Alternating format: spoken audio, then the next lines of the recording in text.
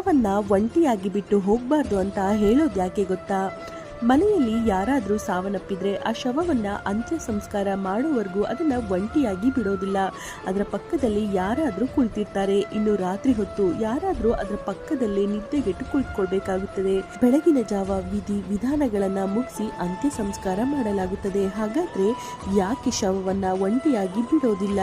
ಹಿಂದೂ ಧರ್ಮದಲ್ಲಿ ಸೂರ್ಯಾಸ್ತದ ಬಳಿಕ ಶವ ಸಂಸ್ಕಾರ ಮಾಡೋದಿಲ್ಲ. ಸೂರ್ಯೋದಯವಾದ ಮೇಲೆ ಶವ ಸಂಸ್ಕಾರ ಮಾಡಲಾಗುತ್ತದೆ. ಒಂದು ವೇಳೆ ವ್ಯಕ್ತಿ ಮಧ್ಯಾಹ್ನದ ಹೊತ್ತು ತೀರೋದ್ರೆ ಅವರ ಸಂಬಂಧಿಕರು ದೂರದ ಊರಿನಿಂದ ಬರುವವರೆಗೂ ಅಂತ ಸಂದರ್ಭದಲ್ಲಿ ಶವವನ್ನ ರಾತ್ರಿ ಇಡೀ ಇಡಲಾಗುತ್ತದೆ. ಮರುದಿನವೇ ಅಂತ್ಯ ಸಂಸ್ಕಾರ ಮಾಡಲಾಗುತ್ತದೆ. ಈ ಸಂದರ್ಭದಲ್ಲಿ ಶವದ ಪಕ್ಕದಲ್ಲಿ ಯಾರಾದರೂ ನಿದ್ದೆಗೆಟ್ಟು ಇರಲೇಬೇಕಾಗುತ್ತದೆ. ಇನ್ನು ನಮ್ಮ ಪ್ರೀತಿ ಪಾತ್ರರು ಸಾವನ್ನಪ್ಪಿದಾಗ ಯಾರು ತಾನೇ ಕಣ್ತುಂಬ ನಿದ್ದೆ ಬರುತ್ತೆ ಅಲ್ವಾ? ಆದ್ರೆ ಇಲ್ಲಿ ಯಾಕೆ ಶವವನ್ನ ಒಂಟಿಯಾಗಿ ಬಿಡಬಾರ್ದು ಅಂತ ಹೇಳ್ತಾರೆ ಅಂದ್ರೆ, ಹಾಗೆ ಶವವನ್ನ ಒಂಟಿಯಾಗಿ ಬಿಟ್ಟಾಗ ಬಿಟ್ಟು ಹೋದ ಆತ್ಮ ತಮ್ಮವರ ಬೇಸರ ಕಣ್ಣೀರು ನೋಡಿ ಮತ್ತೆ ದೇಹ ಸೇರಲು ಪ್ರಯತ್ನಿಸುತ್ತದೆ. ಇದು ಉತ್ತಮವಲ್ಲ.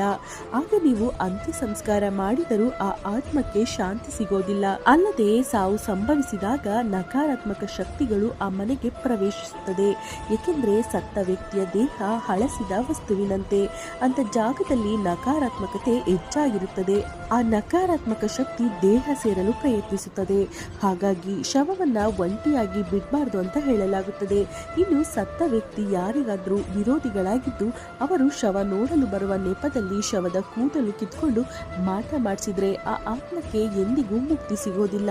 ಹಾಗಾಗಿ ಹೊರಗಿನವರು ಶವಕ್ಕೆ ನಮಸ್ಕಾರ ಮಾಡಲು ಮಾತ್ರ ಅವಕಾಶ ಕೊಡಬೇಕು. ತಲೆ ಸವರಲು ಬಿಡಬಾರ್ದು. ಇನ್ನು ವೈಜ್ಞಾನಿಕವಾಗಿ ನೋಡೋದಾದ್ರೆ ಸತ್ತ ದೇಹವನ್ನ ಕ್ರಿಮಿ ಕೀಟಗಳು ಬಹುಬೇಗ ಆವರಿಸ್ತವೆ. ಹಾಗಾಗಿ ಪದೇ ಪದೇ ನೊಣ, ಸೊಳ್ಳೆ, ಕೀಟಗಳು ಶವದ ಬಳಿ ಬರುತ್ತೆ. ಹಾಗಾಗಿಯೇ ಶವದ ಬಳಿ ಧೂಪ, ಅಗರಬತ್ತಿ ಹಚ್ಚಿ ಇಡಲಾಗುತ್ತದೆ. ಈ ಕಾರಣಕ್ಕೆ ಶವದ ಬಳಿ ಕೀಟಗಳು ಸುಳಿಯಬಾರದು ಎನ್ನುವ ಕಾರಣಕ್ಕೆ ಶವವನ್ನ ಒಂಟಿಯಾಗಿ ಬಿಡೋದಿಲ್ಲ. ಫ್ರೆಂಡ್ಸ್, ಈ ಮಾಹಿತಿ ನಿಮಗೆ ಇಷ್ಟವಾಗಿದ್ದಲ್ಲಿ ಲೈಕ್ ಮಾಡಿ, ಶೇರ್ ಮಾಡಿ. ಹಾಗೆ ಫ್ರೆಂಡ್ಸ್, ಯಾರೆಲ್ಲ ಇನ್ನು ನಮ್ಮ ಚಾನೆಲ್ ಅನ್ನು ಸಬ್ಸ್ಕ್ರೈಬ್ ಮಾಡಿಲ್ಲ ಅಂದರೆ ದಯಮಾಡಿ ಸಬ್ಸ್ಕ್ರೈಬ್ ಮಾಡಿ. ಧನ್ಯವಾದಗಳು.